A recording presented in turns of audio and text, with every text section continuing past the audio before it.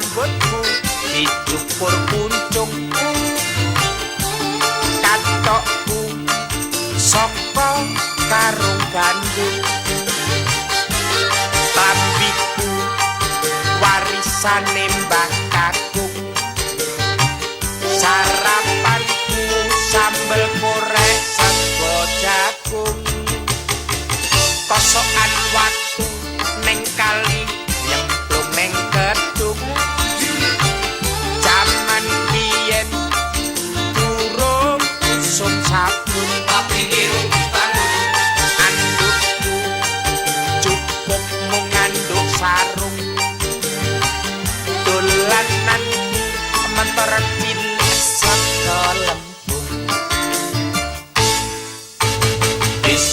Bis kuntul baris kekere rau bis kuntul baris kekere rau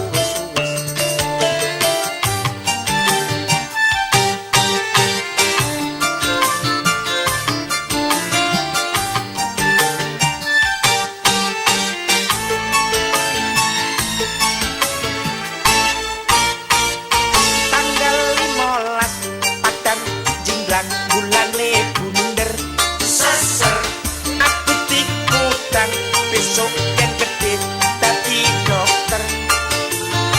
tanggal 15 padang jinglang bulan bunder bunder bareng wis gede aku disuntik karo bu dokter ana caraka iki cerita kata sawala jaman semono dijajah londo urip rekoso saiki merdeka duduk golek mondo yes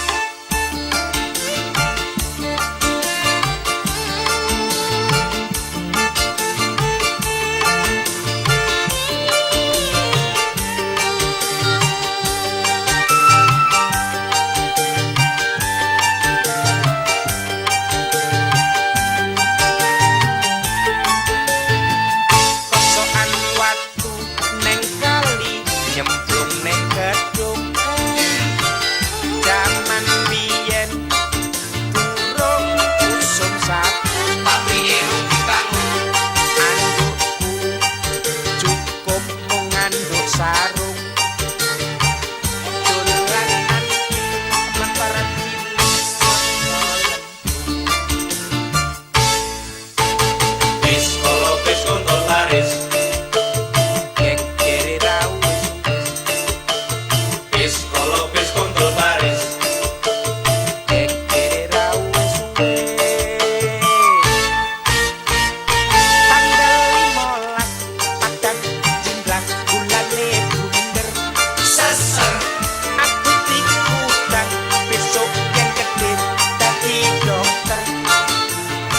tanggal 15 padang jinglang bulan